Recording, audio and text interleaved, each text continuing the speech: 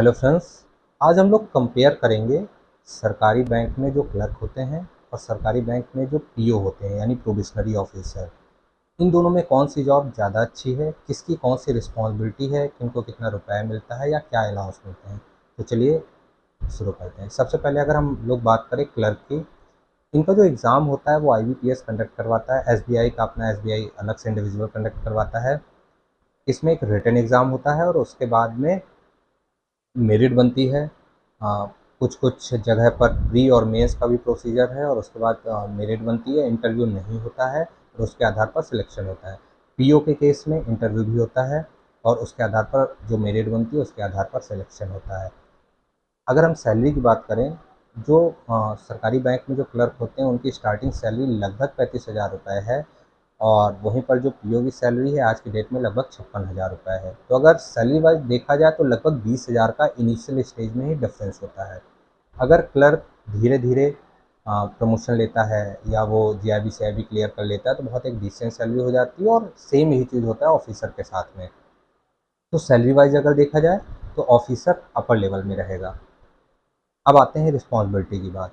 Responsibility जो clerk होता है उसको प्रोसेसिंग का वर्क दिया जाता है, या अगर वो कैश काउंटर में बैठा हुआ है तो कैश का काम करेगा, कैश से रिलेटेड चीज़ें करेगा, ट्रांजेक्शन करेगा, नेफ्ट RTGS RD FD ये सारे अकाउंट ओपन करने की जिम्मेदारी उसके ऊपर होगी। जबकि ऑफिसर को डिफरेंट टाइप के एरिया डेसिग्नेट कर दिए जाते हैं। जैसे अगर वो कासा ऑफिसर है तो उसको कासा से रिलेटेड वर्क करने पड़ेंगे, नेफ्ट RTGS उसको पास करना पड़ेगा, कैश के जितने भी वाउचर्स हैं उसको पास करने पड़ेंगे।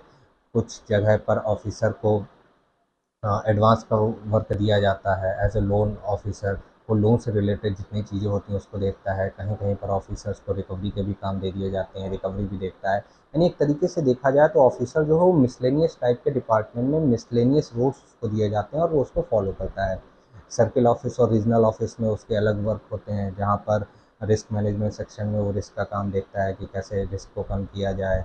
और बहुत सारे ऐसे वर्क होते हैं जहाँ पर जैसे जिसको एडमिनिस्ट्रेशन के लेवल से सॉल्व किया जाता है वहाँ पर पीओ का काम रहता है। जबकि जो क्लर्क का काम होता है वो एंट्री लेवल पर होता है, डेटा प्रोसेस करने में उसका काम किया जाता है, उससे काम होता है।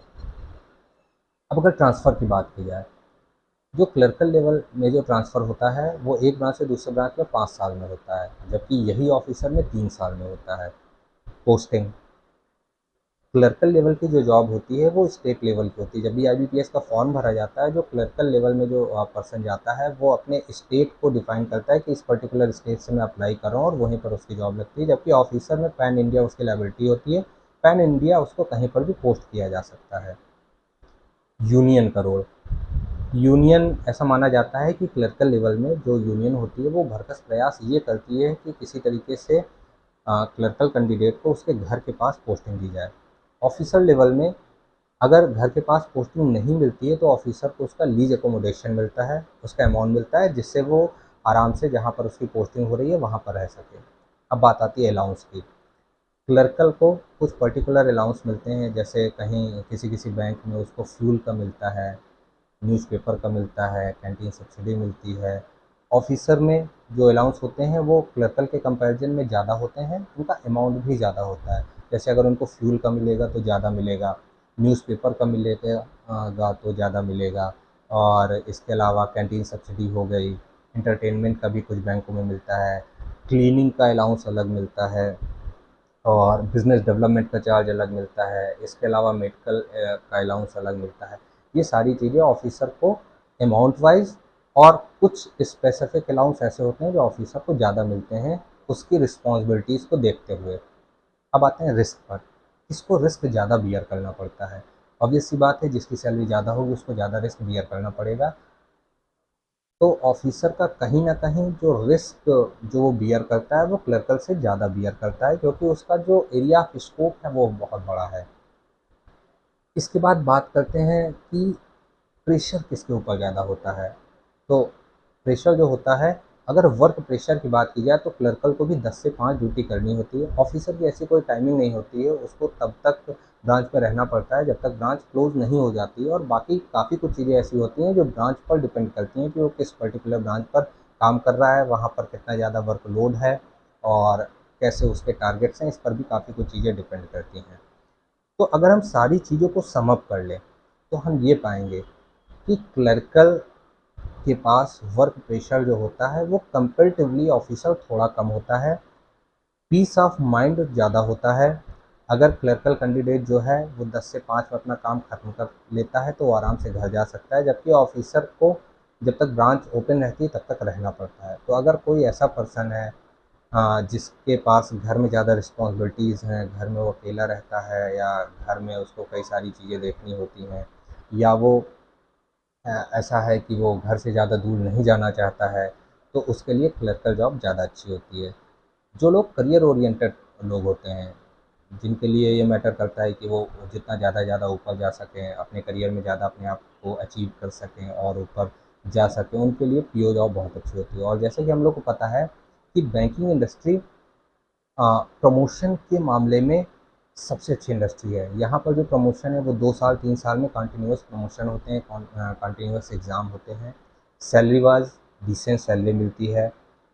इसके अलावा बहुत सारे अलाउंस ऐसे होते हैं जो इंडस्ट्री में बेस्ट होते हैं। तो अगर कोई पर्सन ऐसा है जो बैंकिंग को एज़ ए करियर परस्यू करना चाहता है तो उसको डेफ़िनेटली बैंकिंग में जाना चाहिए। हाँ, उसको अपनी कंडीशन के अकॉर्डिंग ये चूज़ करना चाहिए कि क्या वो क्लर्क में जा सकता है या वो ऑफ़िसर में जा सकता है। क्लर्क में जाने के बाद भी उसके पास प्रमोशन के बहुत चांस होते हैं। अगर वो हाईली क्वालिफ़ाइड में है तो 1 या 2 साल में वो अपर लेवल में जा सकता है, पीओ में प्रमोशन ले सकता है, उसके बाद स्केल 2 और इसी तरीके से आगे प्रमोशन ले सकता है। आज भी बहुत सारे एग्जाम्पल ऐसे हैं बैंक इंडस्ट्री में, जहाँ पर एक क्लर्कल कैंडिडेट धीरे-धीरे प्रमोशन लेने के बाद वो सीएमडी के लेवल में पहुँचा। इसके अलावा बैंकिंग में एक बहुत अच्छा जो है कि अगर पर्सन सीखना चाहता है तो उसके सीखने के लिए बैंक उसको रिवार्ड देता है, उसको इंसेंटिव प्रोवाइड करता है। अगर clerical candidate JIB CIB clear कर लेता है तो उसको 3 इंक्रीमेंट मिलते हैं। ऑफिसर के केस में यही 2 इंक्रीमेंट मिलते हैं। यानी वो सेम प्रोफाइल पर रहते हुए भी अपनी सैलरी बढ़ा सकता है। तो एक अच्छा करियर है, लोगों को चूज़ करना चाहिए और प्रयास करना चाहिए। Thank you.